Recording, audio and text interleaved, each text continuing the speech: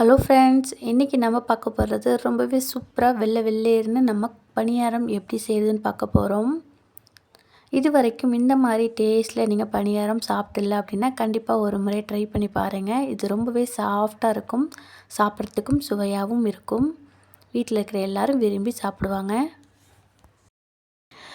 இந்த பணியாரம் செய்கிறதுக்கு இன்றைக்கி நான் காட்டியிருக்கிற இந்த கப்பால் 1 கப் அளவுக்கு பச்சரிசி எடுத்துக்கிறேன். பச்சரிசிலேயே நிறைய வகைகள் சொல்லுவாங்க. நீங்கள் எந்த வகையில் இருக்கிறதா இருந்தாலும் யூஸ் பண்ணிக்கோங்க. அந்த மாவு பச்சரிசி இல்லை ரேஷனில் வாங்கினது அப்படி எது இருந்தாலுமே நீங்கள் யூஸ் பண்ணிக்கோங்க. இப்போ இதை நல்லா கழுவிட்டு நல்ல தண்ணி ஊற்றி ஒரு 4 மணி நேரம் நம்ம ஊற வச்சுக்கலாம். இப்போ 4 மணி நேரத்துக்கு அப்புறம் அரிசி நல்லா ஊறி வந்துருச்சு. இப்போ இதை ஒரு மிக்ஸி ஜாரில் மாற்றிக்கலாம். நம்ம எந்த கப்பால் அரிசி எடுத்தோமோ அதே கப்பால் தான் இனிமேல் நான் காட்ட போகிற எல்லா பொருட்களையுமே நம்ம எடுக்கணும். 1/2 கப் அளவுக்கு நம்ம வடித்த சாதம் இருக்கும்ல, ஆறின சாதம், அது சேர்த்துக்கலாம்.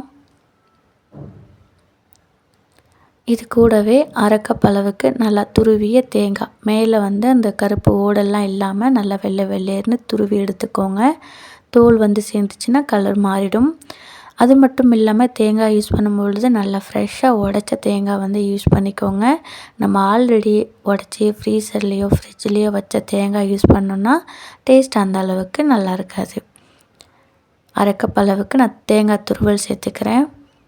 இப்போ இதை கொஞ்சம் தேவையான அளவுக்கு தண்ணி ஊற்றி நல்ல ஒரு பேஸ்ட்டாக நம்ம அரைச்சி எடுத்துக்கலாம். நல்லா பார்க்குறதுக்கு எந்த அளவுக்கு நம்மளால் அரைக்க முடியுமோ அந்த அளவுக்கு நல்லா வெள்ளை வெள்ளேர்னு பால் மாதிரி அரைச்சி எடுத்துகிட்டு வந்துடலாம். நம்ம அதிக அளவில் செய்கிற மாதிரினா நீங்கள் கிரைண்டரில் கூட அரைச்சிக்கலாம். நான் மிக்சியில் தான் இன்றைக்கி அரைச்சேன், கம்மியான அளவில் ஊற வச்சதுனால. இப்போ இதை நம்ம ஒரு பாத்திரத்தில் மாற்றி வச்சுக்கலாம். இப்போ இது கூடவே நான் ஒரு 1/2 ஸ்பூன் அளவுக்கு உப்பு சேர்த்துக்கிறேன். ஒரு 2லேருந்து 3 ஸ்பூன் அளவுக்கு நம்ம சர்க்கரை சேர்த்துக்கலாம். இப்போ சர்க்கரையும் உப்பும் நல்லா கரையிற மாதிரி நல்லா கைப்பட ஒரு 5 நிமிஷம் நல்லா கலக்கி மிக்ஸ் பண்ணிக்கோங்க. ரொம்பவும் அரைக்கும் பொழுது தண்ணி சேர்த்து அரைச்சிட்டோம் அப்படின்னா இந்த மாவை நம்ம புளிக்க வச்சு தான் பணியாரம் சுட போகிறோம். புளிக்கும் பொழுது ரொம்பவே நீத்து போயிடும். அதனால் முடிஞ்ச அளவுக்கு நான் இப்போ காட்டுற இந்த கெட்டினஸோடு இருக்கிற மாதிரி பார்த்துக்கோங்க. இப்போ இதை ஒரு 8 மணி நேரம் நம்ம புளிக்க விட்டுறலாம். இப்போ நான் நைட்டே செஞ்சு வச்சுட்டேன். இப்போ காலையில் மாவு எப்படி புளிச்சிருக்குன்னு பார்க்கலாம். பாருங்கள், மேலே நல்ல ஒரு நுரைய பபிள்ஸ் எல்லாம் அழகாக வந்திருக்கு.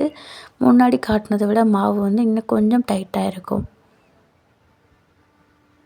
பாருங்கள், இந்த அளவுக்கு இருக்குது. இப்போ இது நல்லா மிக்ஸ் பண்ணி கொடுத்துட்டு நம்ம குழிப்பணியாரம் ஊற்ற ஸ்டார்ட் பண்ணிடலாம்.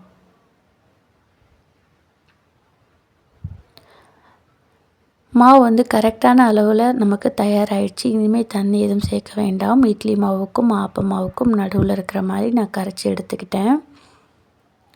இப்போது குழிப்பணியார கல்லில் நம்ம நெய் ஊற்றிக்கலாம். இல்லைன்னா நம்ம சுத்தமான வீட்டில் அரைச்ச தேங்காய் எண்ணெய் இருந்தால் யூஸ் பண்ணிக்கோங்க. நம்ம தேங்காயெலாம் சேர்த்து அரைச்சிருக்கிறதுனால தேங்காய் எண்ணெயோடைய ஃப்ளேவர் இதுக்கு நல்லாயிருக்கும். இந்த பணியாரம் சுடும் பொழுது அடுப்பு சிம்லேயே வச்சுக்கலாம். ரொம்பவும் மீடியம் ஹை ஃப்ளேம் வச்சோம் அப்படின்னா நமக்கு பணியாரம் செவந்து வந்துடும்.